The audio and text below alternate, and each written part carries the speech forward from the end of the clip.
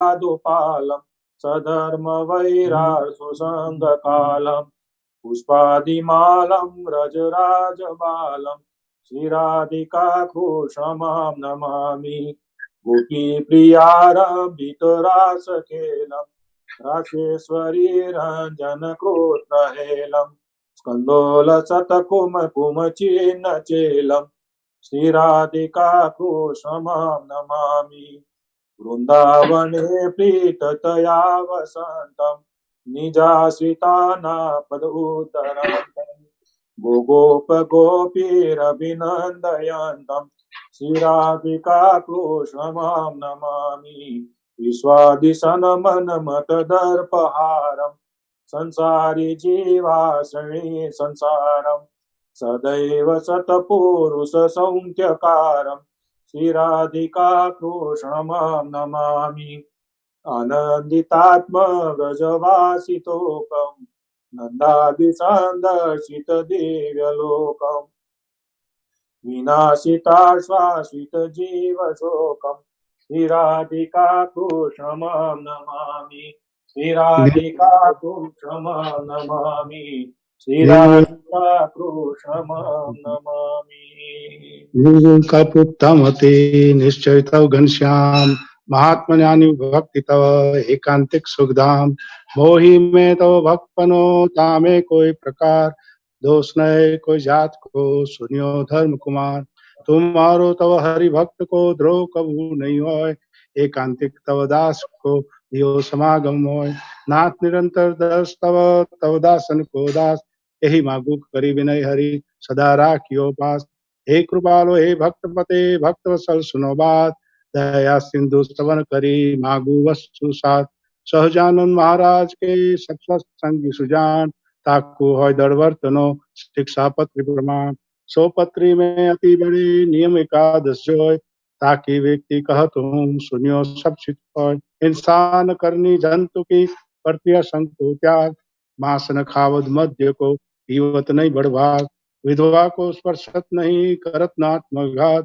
चोरी न करनी काहू की कलंक कोई न लगात निंदक नहीं कोई देव को बिन खपतो नहीं खात विमुख जीव के वदन से कथा सुनी नहीं जात यही धर्म के नियमों में बरतो सब हरिदास भजो श्री सहजानंद पद छोड़ी और सवास रही एकादश नियम में करो श्री हर पद प्रीत प्रेमानंद के धाम में जाओ निस्तंग जगजे सहजानंद जय महाराज नी जय।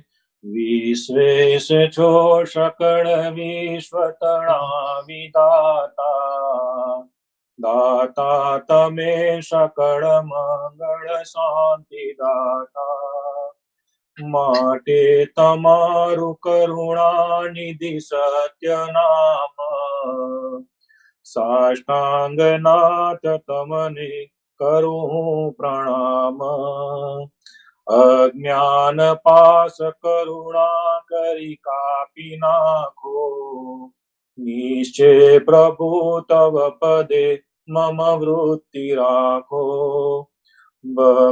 भक्तोनुपालन करो प्रभु सर्वयाम साष्टांगनाथ तमने करूं प्रणाम जे उत्पत्ति तथा स्थिति लय करे वेदो स्तुति उच्चरे जैनारोम सुशीद्र मायणु समा ब्रह्मांड कोटि परे माया काल रवि शशि सुरगणो आज्ञान लोपेक्षण एवा अक्षरधाम नायधिपति श्री स्वामी नारायण આવી અક્ષરધામથી અવનિમાં જે દેહધારી થયા આપ્યા સુખ અપાર ભક્ત જનને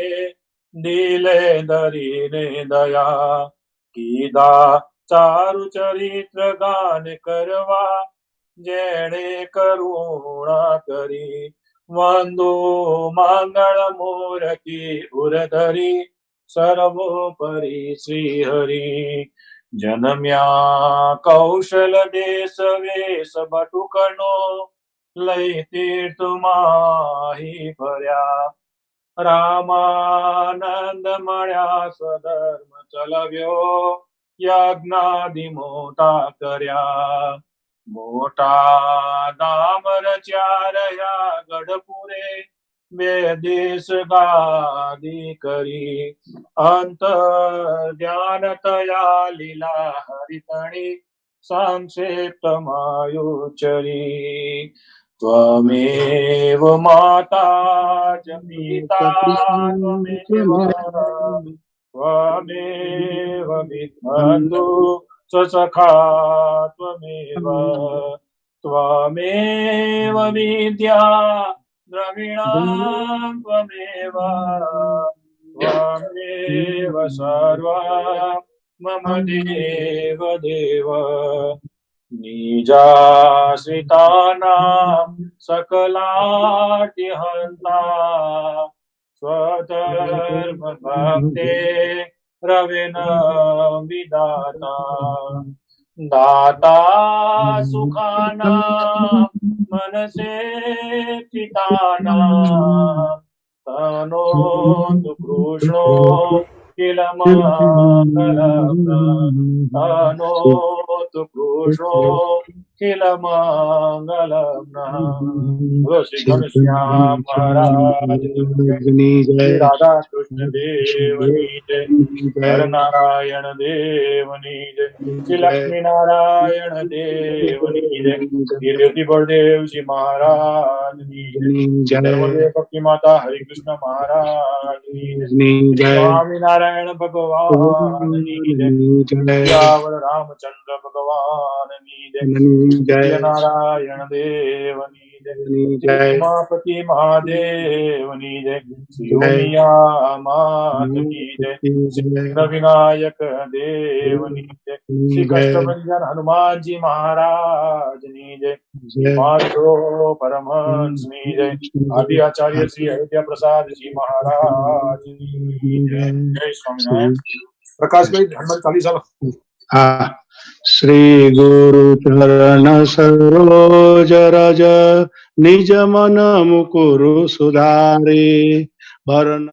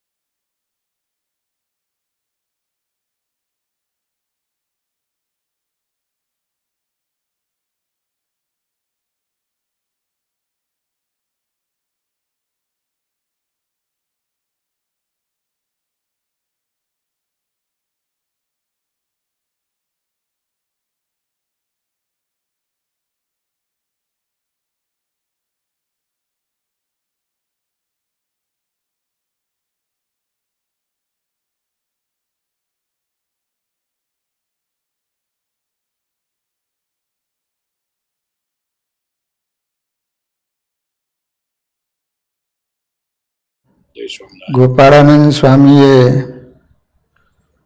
વડોદરામાં અનેક જીવાત્માને સ્વામિનારાયણ ભગવાનની ઓળખાણ કરાવી છે. એક વખત વડોદરામાં નાથ ભગત માંદા હતા. તેમને દર્શન આપવા ગોપાળાનંદ સ્વામી સંત હરિભગત સહિત મંદિર પાસે જેમનું ઘર હતું ત્યાં પધાર્યા. પછી એમના ચોકમાં પીપળાનું વૃક્ષ છે, તેના ચોતરા ઉપર જય સ્વામિનારાયણ કહીને બેઠા. ચોકમાં સર્વે સભા થઈ. પછી તે પીપળા સામું સ્વામી જોઈ રહ્યા તો એ વૃક્ષના દાળ પાંદડા સર્વ ઠેકાણેથી સ્વામિનારાયણ સ્વામિનારાયણ એ મહામંત્ર નામના અસંખ્ય શબ્દની ધૂન થવા માંડી. પીપળાનું ઝાડ હતું ને, એના પાંદડામાંથી સ્વામિનારાયણ સ્વામિનારાયણ સ્વામિનારાયણ આવી ધૂન થવા માંડી પાંદડામાં. હજારો હરિભક્તો ધૂન કરતા હોય તેમ તે સાંભળી સર્વે હરિભક્તો તો વૃક્ષને સામું જોઈને અતિ આશ્ચર્ય પામી ગોપાળાનંદ સ્વામીને પૂછવા લાગ્યા કે સ્વામી, આ તે શું ચમત્કાર, કઈ સમજાતું નથી.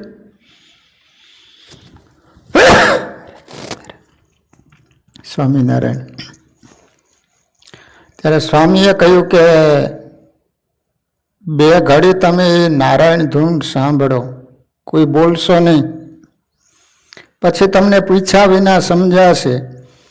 પછી હાથ જોડી સર્વે સ્થિર થઈ સાંભળતા હતા. બે ઘડી પછી સર્વ સભા મધ્યે મહાતેજનો અંબાર દીઠો. તે મધ્યે શ્રી હરિને મંદ હાસ્ય સહિત જોઈને સ્વામી તથા સંત હરિભક્ત સર્વે ઊભા થઈ સાષ્ટાંગ નમસ્કાર કર્યા. પાઠ ઢાળી ગાદી તકિયો બિછાયો, તે ઉપર શ્રી હરિ બિરાજમાન થયા. પછી પેલા વૃક્ષમાં ભજન થતું બંધ થયું. ભગવાન પ્રગટ થયા. એની મેળાએ પીપળાના સર્વે પાંદડા ખરી પડ્યા. તેને દક્ષિણ દિશાનો પવન લાગવાથી તે બધા સભાથી થોડે છેટે ઉત્તર દિશામાં ઉડીને પડ્યા. તે વૃક્ષ ઉપર એક પણ પાંદડું રહ્યું નહીં. મોટું વૃક્ષ બોડું તગોડું તદ્દન બોડું થઈ ગયું. પછી સર્વે પડેલા પાંદડા અદ્રશ્ય થઈ ગયા, તે કોઈએ જોયા નહીં. પછી તેમાંથી સેંકડો અને હજારો મોટા મોટા વિદ્વાન બ્રાહ્મણો પૈકી કોઈ વેદના મંત્રો, કોઈ ઉપનિષદ, કોઈ સ્તુતિના અષ્ટકો, કોઈ શ્રીમદ ભાગવતના શ્લોક, કોઈ ભગવદ્ ગીતાના શ્લોક, કોઈ ગાયત્રી મંત્ર, કોઈ વેદ સ્તુતિ, કોઈ બ્રહ્મ સ્તુતિ, કોઈ ગોપિકા ગીત, એ રીતે બોલતા સભા મધ્ય આવીને શ્રી હરિને સાષ્ટાંગ નમસ્કાર કર્યા. પછી સંત હરિભગત સર્વને નમસ્કાર કરીને બેઠા. તેમને શ્રી હરિએ પૂછ્યું કે તમે સર્વે બ્રાહ્મણો મોટા સમર્થ વિદ્વાનો ભક્તિમાન તપ તેજવાળા જણાવો છો, તમે કોણ છો? તમારું વૃત્તાંત જેમ હોય તેમ કહો. પછી તેમાંથી મોટા મોટા હતા એ બોલ્યા કે હે નારાયણ, હે પ્રભુ, તમે સાક્ષાત્કાર પરમેશ્વર છો, તેથી અમારું સર્વેનું વૃત્તાંત જાણો છો, તથાપી પૂછો છો. તેથી કહીએ છીએ અમે સર્વે ચારે વેદના ઉત્તમ કુળના મહાવિદ્વાન બ્રાહ્મણ હતા. વેદ, ઉપનિષદ, ન્યાય, વ્યાકરણ, સર્વે પુરાણો વગેરેના અતિ અભ્યાસવાળા હતા. તેમજ સ્નાન સંધ્યાદિ બ્રહ્મકર્મ સહિત સમદમાદિ સાધન સંપન્ન સ્વધર્મ નિષ્ઠ હતા. નિરંતર વિષ્ણુ ભગવાનની ભક્તિ કરતા હતા. પૂર્વજન્મમાં બ્રાહ્મણ હતા. શ્રીમદ ભાગવત આદિકની કથા કરતા સાંભળતા હતા. એ રીતે મોક્ષની ઈચ્છાવાળા અમે સર્વે શ્રી કૃષ્ણના પરમ ભક્ત હતા. પણ અમારામાં એક મોટો દોષ હતો. તે પાપે કરીને અમારા મોક્ષમાં મોટું વિઘ્ન થયું છે. અમને સર્વને વૈકુંઠ ધામમાં જતા સત્યલોકથી બ્રહ્માજીએ રોકીને પાછા વાળાને કહ્યું, તમે સર્વે ભગવાનના ભક્ત બ્રહ્મનિષ્ઠ બ્રાહ્મણ છો, પણ તમને વિદ્યાનો ઘણો મદ અભિમાન થવાથી અભિમાન વડે બીજા ગરીબ બ્રાહ્મણોને તથા સત્પુરુષોને દબાવીને પોતાનો જય કરતા હતા અને અહંકારની ઉદ્ધતાય વડે વિદ્યા બળથી વિનય ગુણને વિસરી જઈને માન સંપાદન કર્યું છે. પાપે કરીને કિંચિત કાળ ભગવાનના વિભૂતિ રૂપ પીપળાના જળ ચૈતન્ય રૂપ પત્રનો દેહ પામી ત્યાં તમે કેટલાક દિવસ જળપણાના દુઃખને ભોગવીને શુદ્ધ થશો. પછી તમને સાક્ષાત ભગવાનના દર્શન થશે, ત્યારે મોક્ષના અધિકારી થશો. શું કીધું? પૂર્વ જન્મમાં અમે બ્રાહ્મણ હતા, પણ વિદ્યા અમારામાં બહુ આવી ને એને કારણે અમે અભિમાની થઈ ગયા. અમારા જીવનમાં નમ્રતા રહી નહીં. જેને તેને વિદ્યાના અહંકારથી જેમ તેમ તિરસ્કાર કર્યા કરતા, કોઈને અમે નમતા નહીં. એને કારણે અમને ભગવાનના ધામમાં પ્રવેશ મળ્યો નહીં. અને સત્યલોકમાં બ્રહ્માજીએ રોકી રાખ્યા. કીધું કે તમને પીપળાના પાંદડા તરીકે દેહ આવશે, ત્યાં તમારે દુઃખ ભોગવવા પડશે. પછી તમને ભગવાનના દર્શન થશે, ત્યારબાદ તમારો મોક્ષ થશે. ભક્તજનો, જીવનમાં ગમે એટલી ભગવાન સંપત્તિ આપે, વિદ્યા આપે, ઊંચા કુળમાં જન્મ આપે,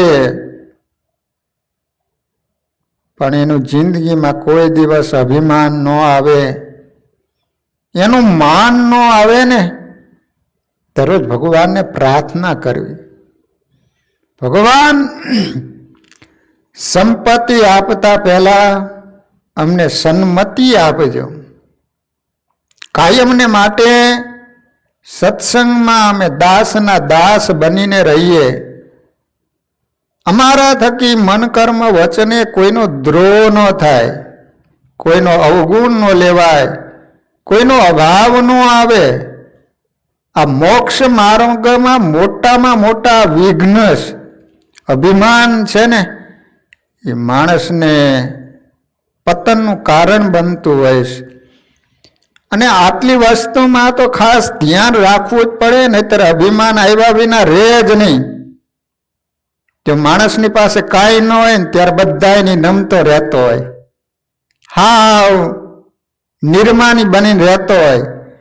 પણ એ જ વ્યક્તિને સત્તા મળે, એ જ વ્યક્તિની પાસે સંપત્તિ આવે ને, પછી એની ચાલ બદલાઈ જાય, એની વાણી બદલી જાય, એનું વર્તન બદલી જાય. એ પછી કોઈને નમે નહીં, બધા નમાવે. ગમે તે સાધુ હોય તોય એની પાસે દિન ન થવાય, એની આગળ નમતો ન રહે, સાધુને નમાવે. બોલો,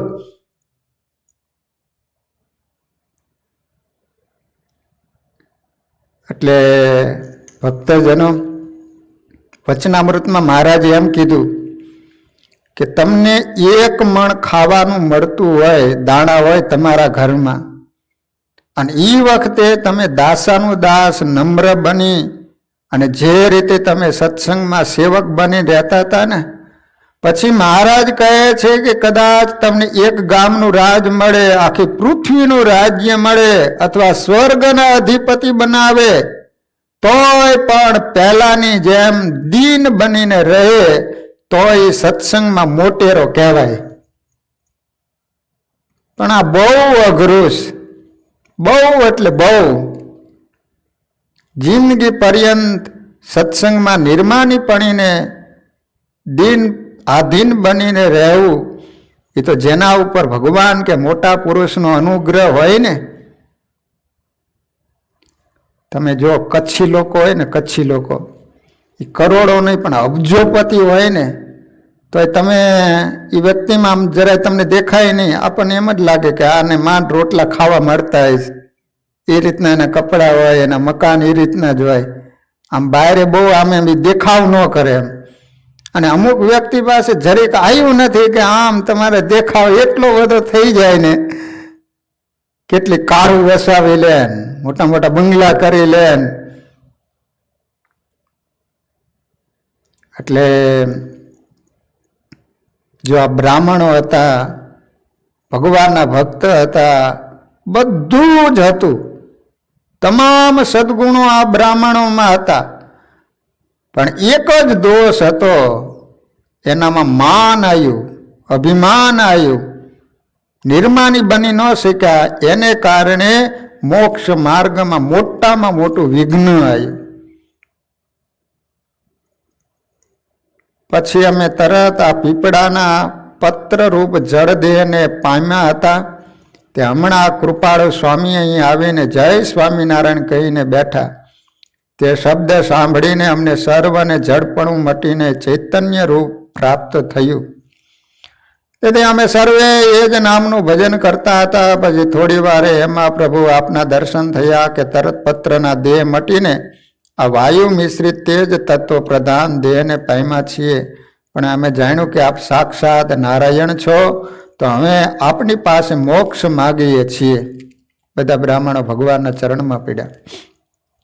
તે સાંભળી શ્રી હરિએ સર્વને તરત વૈકુંઠ ધામમાં જવાની આજ્ઞા કરી. પછી સર્વે વિદ્વાન બ્રહ્મનિષ્ઠ બ્રાહ્મણો શ્રી હરિને નમસ્કાર કરીને ત્યાંથી અદ્રશ્ય થઈને દિવ્ય દેહ પામ્યા અને ધામમાં ગયા. પછી શ્રી હરિએ સર્વે સભાને કહ્યું કે જુઓ, મોક્ષમાં વિઘ્નરૂપ માનરૂપ દોષ સર્વથી મોટો છે. માટે ભગવાનની ભક્તિ કરનારા પુરુષે વિદ્યાદિક મોટા મોટા રૂડા ગુણ પોતામાં હોય તો પણ એનું કોઈ પ્રકારે માન રાખવું નહીં. માન તજી સંતન કે મુખ સે પ્રેમ સુધારસ પીજે હોની સદીન સંત સમાગમ કીજે. માન તો જડપણાને પમાડી દે છે. એ રીતે ઘણો બોધ કરીને પછી પોતે ત્યાંથી અદ્રશ્ય થયા. સ્વામી તથા સંત હરિભક્તો સર્વે મંદિરમાં આવ્યા. આ રીતે ગોપાળાનંદ સ્વામી નાથ ભગતને ત્યાં ગયા અને દ્રષ્ટિ માત્રે કરીને જે બ્રાહ્મણો માનને કારણે પીપળાના પાન રૂપે જેના જન્મ મળેલા હતા, શ્રી હરિના માધ્યમથી સર્વેના કલ્યાણ થયા. એક વખત હજારો માણસોની સભામાં સ્વામી બેઠા હતા. ભગવાનના મહિમાની વાતો કરતા હતા. તેમાંથી બે ચાર હરિભક્તો બોલ્યા કે સ્વામી, ગોપાળાનંદ સ્વામી, આ 69 કાળનું વર્ષ છે, તેમાં દાણા ઘણા મોંઘા વેચાય છે ને હજુ પણ મહિના 2 મહિના પછી બહુ જ મોંઘા થઈ જશે, મળશે પણ નહીં. માટે અમે તો વપરાશ જેટલા દાણા હમણાંથી ભરી લીધા છે. કેટલાક ગરીબ હરિભક્તોએ પણ ઘરની જણસો વેચીને ખપ જેટલા દાણા ભરી લીધા છે. પણ આ નાથ ભગત તો પોતાના ઘરમાં દાણા થઈ રહ્યા છે તોય પણ લેતા નથી. હરિભક્તોએ ગોપાળાનંદ સ્વામીને કીધું કે આ નાથ ભગત, આ 69 કાળ ચાલે છે, કાંઈ મળવાનું નથી. અમે તો ગમે એમ કરીને બધું વેચીને દાણાની કોઠીઓ મોટી મોટી ભરી લીધી છે. કદાચ 2 વર્ષ સુધી વરસાદ ન આવે ને તોય ન ખૂટે. અમે આ નાથ ભગતને કેટલું કહીએ છીએ છતાંય નાથ ભગત દાણા લેતા જ નથી. પાસે 2-2.5 હજારનું ઘરેણું હતું, તેમાંથી અડધું તો વડતાલ સમયા ઉપર શ્રી હરિની પૂજા કરીને પોશાકની સાથે અર્પણ કરી દીધું. બીજું અડધું રહ્યું છે તે શ્રીજી મહારાજ ગરડે સમયો કરશે ત્યારે ત્યાં જઈને પૂજા કરીને અર્પણ કરી દેવાનું છે. પણ પછી એમને નિર્વાહનું સાધન બીજું કંઈ નથી. તેમના ઘરમાં 4-5 માણસ છે. તેમને 1 મહિનો પરાયણે ચારે એટલા દાણા છે. ઘરમાં 2 કળશી દાણા ભરાય તેવી 3-4 કોઠીઓ છે, તે ખાલી પડી છે. જ્યારે અમે કહીએ છીએ કે ભગત તમે આ કાળનું વરસ છે, માટે હમણાં 5-7 કળશી દાણા લઈ રાખો, તો સ્વામિનારાયણ સ્વામિનારાયણ એમ ભજન કર્યા કરે છે. ત્યારે આવા વર્ષમાં એ ડોસાનું ગુજરાન કેમ ચાલશે? ઘરના બધા માણસો શું ખાશે? ભાઈ ગોપાળાનંદ સ્વામી બોલ્યા કે તમે કોઈ એની ચિંતા કરશો નહીં. એ જેનું ભજન કરે છે તે વિશ્વંભર ભગવાન બધા વિશ્વનું પોષણ કરે છે, તો એમનું કેમ નહીં કરે? પછી તે હરિભક્તો બોલ્યા, સ્વામી બીજા પણ ગરીબ 4-5 બાઈઓ હરિભગત છે, એમના ઘરમાં પણ દાણા થઈ રહેવા આવ્યા છે, તે પણ ભજન કર્યા કરે છે.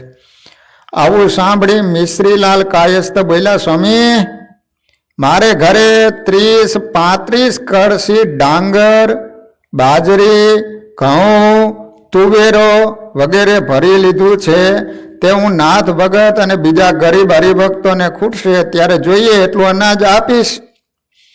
ગોપાળાનંદ સ્વામી બોલ્યા કે ઠીક, તમારો વિચાર સારો છે, પણ આ કાળનું વર્ષ છે માટે સાચવજો, નહીં તો તમારે નાથ ભગત પાસે લેવા જવું પડશે.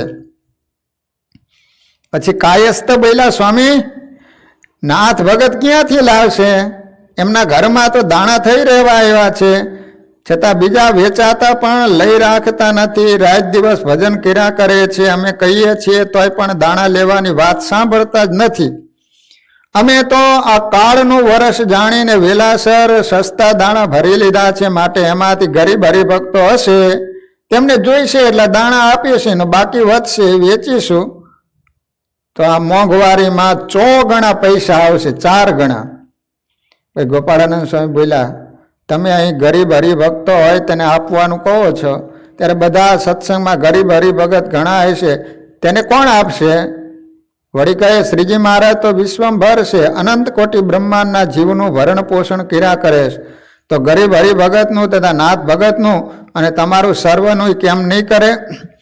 અને જો તમારે ગરીબ હરિભગતને આપવાનો સંકલ્પ હોય તો આજે જ ભાઈઓને ઘેર કળશી અન્ન પહોંચાડી દો. 1 કળશી એટલે કેટલા મણ દાણા થાય?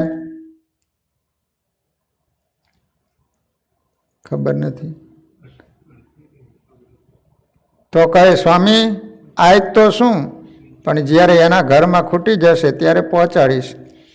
સ્વામી કહે, ધર્મનું કાર્ય તત્કાળ કરો, એમના ઘરમાં ખૂટતા પહેલાં તમારા ઘરમાં ખૂટી જશે તો પછી શું આપવાના છો? પછી તમારે જ નાથ ભગતને ઘેર લેવા જવું પડશે, એમ સ્વામીએ કહ્યું. પણ મિશ્રીલાલે જાણ્યું કે સ્વામી તો મોટા છે એટલે આમ એમ કહેતા હશે, નાથ ભગતના ઘરમાં શું છે તે મને આપશે. હવે 3-4 દિવસ પછી શહેરની આગળ પાછળના ગામના ઘણા ભૂખે મરતા કોળી લોકો ભેગા થઈ રાતમાં કોટ કૂદી મરણિયા થઈ મિશ્રીલાલના ઘરના પાછળના કમાળ ઉતારીને બધા દાણા બાંધી ગયા. ઘરમાં શેર દાણા પણ રહેવા દીધા નહીં. બીજે દિવસે મિશ્રીલાલે સભામાં આવી ગોપાળાનંદ સ્વામીને વાત કરી.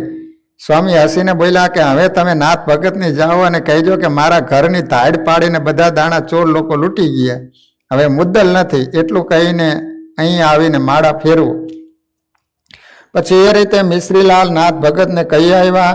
તેથી નાથ ભગતે પોતાના ઘરમાં કોઠી 4 કોઠી હતી, એના હેઠેથી સાણા ઉગાડીને એકમાંથી 2 કળશી ડાંગર, બીજીમાંથી કળશી ઘઉં, ત્રીજીમાંથી કળશી બાજરી અને ચોથીમાંથી કળશી તુવેરો, એ રીતે 5 કળશી દાણાના 2 ગાડા ભરાવીને પોતાના ભત્રીજા રાયજી હતા તેને તથા ભાણેજ હરિભાઈને મોકલ્યા.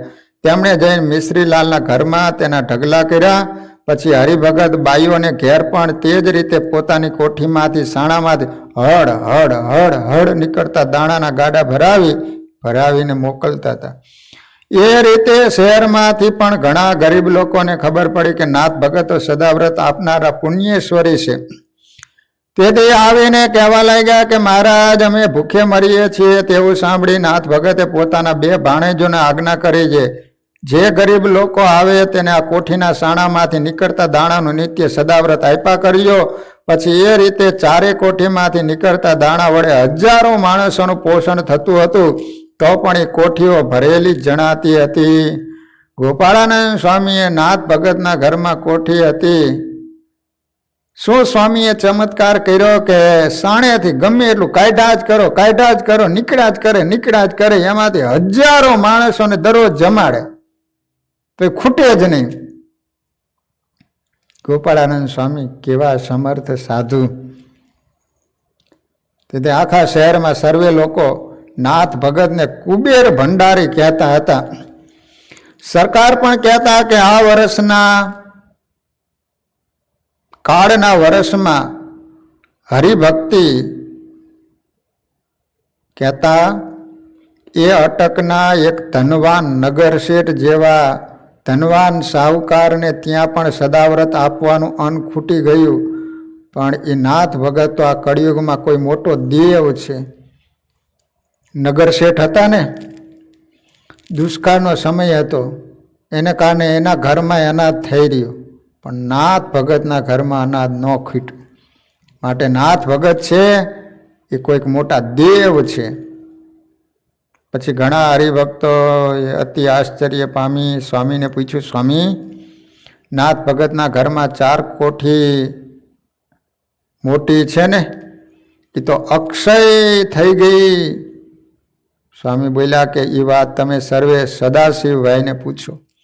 પછી એમને પૂછ્યું તો કે મને સ્વપ્નમાં નીલકંઠ મહાદેવે કહ્યું કે તમે મારી નિત્ય પૂજા કરો છો, પણ હવે આ વર્ષમાં 10 માસ 22 દિવસ સુધી નિત્ય સવારમાં નાથ ભગતને ઘરે જઈ ત્યાં ચોક વચ્ચે પીપળા તળે અમે અન્નપૂર્ણા દેવીને રહેવાનું કહ્યું છે. તેથી તમે નિત્ય પૂજા કરજો. તેથી હું ત્યાં જઈને તે ઠેકાણે સ્થાપન થયેલા સાત્વિકી અન્નપૂર્ણા માતાની નિત્ય પૂજા કરી આવું છું. માટે એ નાથ ભગતના ઘરમાં અન્નની અખૂટ કોઠીઓ થઈ છે. અન્નપૂર્ણા દેવીને નાથ ભગતના ઘરે સ્થાપન કર્યું હતું. અન્નપૂર્ણા દેવી જ સાક્ષાત નાથ ભગતને ઘરે રહ્યા હતા. પછી અન્ન ખૂટે? આ રીતે દુષ્કાળના સમયમાં સદગુરુવર્યે ગોપાળાનંદ સ્વામી દ્વારા અનેક ભક્તોની ભગવાને રક્ષા કરેલી છે. આ રીતે વડોદરામાં ગોપાળાનંદ સ્વામી ઘરે હતા. ખુશાલ ભટ્ટ ત્યારથી જ શ્રી હરિના માધ્યમથી સત્સંગ કરાવવા માટે ગયેલા. અને આ રીતે સ્વામીએ વડોદરામાં તો કેટલા પરચા પીર્યા છે એની વાત સ્વામિનારાયણ ચરિત્ર ચિંતામણીમાં લખવામાં આવી છે. એક વખત વડોદરાના મંદિરના સામું ડોશીઓનું જૂનું મંદિર હતું. તેના વાડામાં વંડાને ફરતી દિવાલને અડીને તુલસી ક્યારો હતો. ત્યાં તે વાડાના વંડાની ભીત સાથે એક મોટું પીપળાનું વૃક્ષ હતું. તેના ડાળા લાંબા વધીને પાછળ મુસલમાનનું ફળિયું હતું. તેના રસ્તામાં એ લોકોને હરકત થાય એમાં આડા અને નીચા ફાયલા હતા. તેમજ વંડાની ભીત સાથે પાછળના ભાગમાં મુસલમાનની 2 કબરો હતી. આથી મંદિરની બાઈઓને સ્વામીને કહ્યું કે અમારાથી તુલસી ક્યારો વંડાની ભીત સાથે છે, તેથી એની પ્રદક્ષિણા ફરાતી નથી. તો વંડાની ભીત સાથે પાછળના ભાગમાં પીપળો છે, એની તો પ્રદક્ષિણા શાની ફરાય? માટે વંડાની પાછળ 2 ગજ જમીન આપણે લીધેલી. આ વાડાની હદની જ ખતમાં લખી છે. માટે જો એ આપણી હદ પ્રમાણે વંડી આગળ વધારીને ફરીથી નવી કરાવો તો અમારાથી તુલસી અને પીપળાની પ્રદક્ષિણા થાય. ત્યારે ગોપાળાનંદ સ્વામી બોલ્યા કે એ વંડી પાછળની જગ્યામાં તો મુસલમાનની 2 જૂની કબરો છે, તેથી જગ્યા મૂકીને વંડી પાછી હટાવીને કરાવી છે. પણ હવે મુસલમાનને અડચણ થાય તેમ પીપળાના ડાળા નમ્યા છે, તેથી થોડા દિવસમાં એ બધો ખુલાસો થશે. પછી મુસલમાનના મોહરમાના દિવસ આવ્યા. તેમાં તાઈજીયાને બુડાડવા લઈ જતા રસ્તામાં પીપળાના ડાળ એને નડ્યા. તેથી તે ડાળા કાપી નાખવા 15-20 મુસલમાનો કુવાડા લઈને પીપળા ઉપર ચડવા આવ્યા. તે જોઈને કેટલાક હરિભક્તોએ પીપળો આ મંદિરનો છે, તમે કાપશો નહીં, એ રીતે ઘણી ના કહી. પણ એ મદભર્યા મુસલમાનોએ માન્યું નહીં. પછી સ્વામીએ કહ્યું કે કાપવા દ્યો, જોઈએ કેવો પીપળો કાપે છે. પછી પહેલાં મુસલમાનોએ કવાડા લઈને પીપળા ઉપર ચડવા માંડ્યું, પણ કોઈથી પીપળા ઉપર ચડાયું નહીં. જે ચડ્યા સર્વે ચકરી ખાઈને હેઠે પડ્યા. એમ હેઠે પડવાથી ઘણાના હાડકા ખોખરા થઈ ગયા. પછી થાકીને મંદિરમાં આવીને પોકાર કરવા લાગ્યા, ઓ સ્વામી મહારાજ, તમારા પીપળાના ડાળા તમે કાપી નાખો, અમારા તાબૂત લઈ જતા નડે છે. સ્વામીએ કહ્યું કે તે પીપળા પાસે 2 કબર છે, ત્યાં આવીને તમે સર્વે બાંગ પોકારો છો, તેથી અમને તથા બાઈઓને ધ્યાન ભજનમાં ઘણો વિક્ષેપ થાય છે. માટે અમારી અડચણ મટાડવા તમારી કબરો ત્યાંથી ઉપાડી લો, તો અમે અમારા પીપળાને પણ ઉપાડી લઈએ. પછી લોકો બોલ્યા કે કબરો તો પ્રથમથી જ અહીં છે, તે પીરાન પીર છે, તે અલ્લાહ અકબર છે, અને વળી સરકારી રસ્તામાં છે, તેની તમને શી અડચણ છે?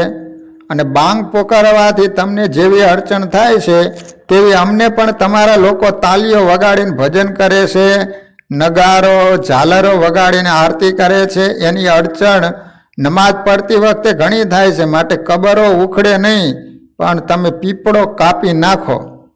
ત્યારે ગોપાળાનંદ સ્વામી બોલ્યા કે એ પીપળો અમારા ભગવાનનું સ્વરૂપ છે, તે અમારાથી કપાય નહીં.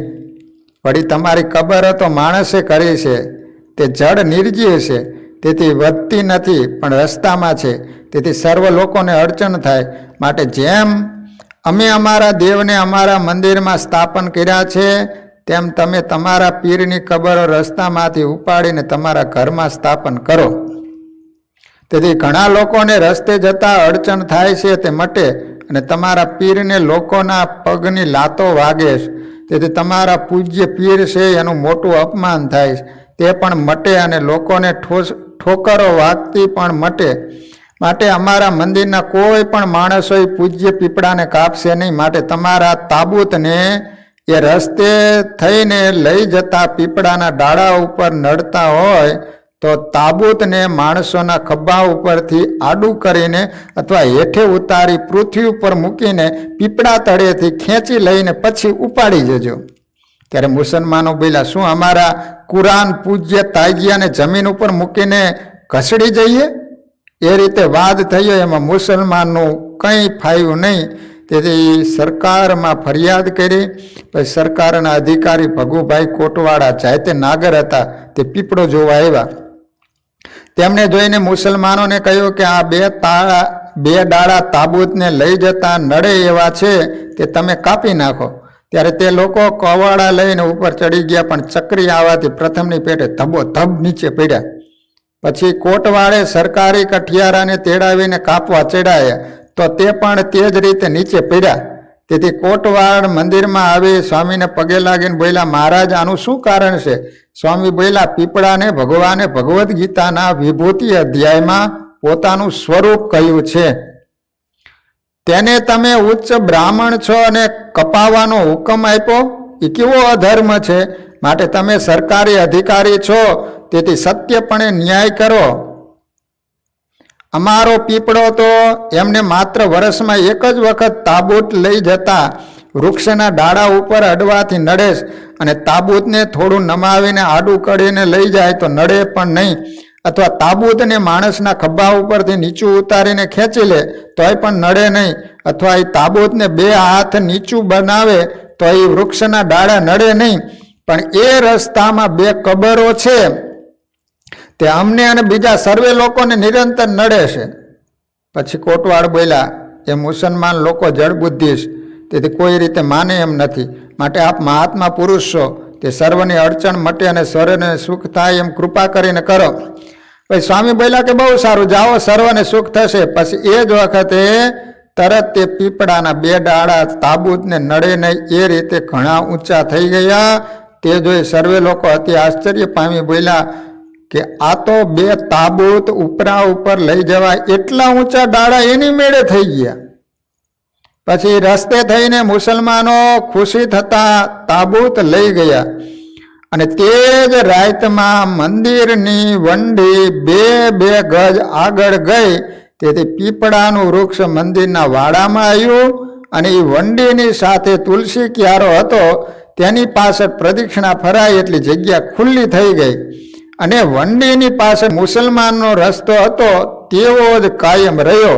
અને 2 કબરો તો ત્યાંથી એની મેળે દરવાજા પાસે જઈને કોટને અડતી થઈ ગઈ. ભાઈ બીજે દિવસે સવારમાં મોટું આશ્ચર્ય જોવા હજારો લોકો ભરાયા હતા. મુસલમાનો પણ ઘણા ખુશી થઈ ગયા. પછી સ્વામી એમને કહ્યું, તમે તાબૂતને ગેંડી દરવાજો બધા દરવાજાથી નીચો છે તેની તળેથી સી રીતે લઈ ગયા?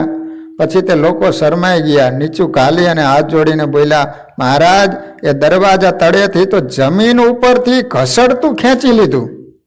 એ સાંભળી સ્વામી તથા સર્વે હરિભક્તો હસ્યા. આ રીતે ગોપાળાનંદ સ્વામીએ પરચો બતાવ્યો. ભલા ભક્તજનો, આજે શનિવારનો પવિત્ર દિવસ. આજે આપણે 4 વાગ્યાથી પ્રોગ્રામ સતત એક પછી એક કન્ટિન્યુઅસ 8 વાગે દર શનિવારે આ રીતે આપણા મંદિરમાં શ્રી હરિની કૃપાથી સુંદર મજાનો પ્રોગ્રામ ચાલી રહ્યા છે. વાલા ભક્તજનો, આજની શનિવારના સભાના યજમાન પરમ ભક્તરાજ ભાસ્કરભાઈ અરવિંદભાઈ ભગવાનના ધામમાં સીધાવ્યા. ભાસ્કરભાઈના ફાધર, એ નિમિત્તે શનિવારની સભા રાખવામાં આવેલી છે. આપણે સૌ શ્રી હરિના ચરણોમાં પ્રાર્થના કરીએ કે સ્વામિનારાયણ મહાપ્રભુ, જે આત્મા આપની પાસે આવ્યો છે એને તમારી મૂર્તિનું વિશેષ સુખ આપજો, કાયમ તમારી સમીપે રાખજો અને એના પરિવારમાં કાયમને માટે સત્સંગ દિન પ્રતિદિન ચડતો ને ચડતો રહે એવી એના પરિવાર ઉપર કૃપા દ્રષ્ટિ વરસાવતા રહેજો. એવી આજના દિવસે સ્વામિનારાયણ ભગવાનના ચરણોમાં પ્રાર્થનાની સાથે જ કથાને અહીંયા વિરામ. શ્રીપતિમ શ્રીધરમ સર્વદેવેશ્વરમ ભક્તિધરમ મહાત્મજમ વાસુદેવોમરિમ માધવમ કેશવમ કામદમ કારણમ સ્વામિનારાયણમ નીલકંઠમ ભજે સહજાન સંહરા. સ્વામિનારાયણ સ્વામિનારાયણ સ્વામિનારાયણ સ્વામિનારાયણ સ્વામી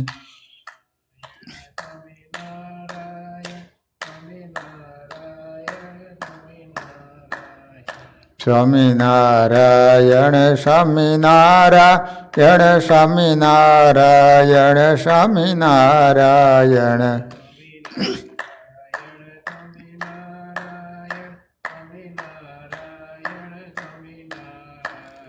સ્વામિનારાયણ સ્વામિનારાયણ સ્વામિનારાયણ સ્વામિનારાયણ સ્વામિનારાયણ સ્વામિનારાયણ સ્વામિનારાયણ સ્વામિનારાયણ સ્વામિનારાયણ સ્વામિનારાયણ સ્વામિનારાયણ ભગવાનની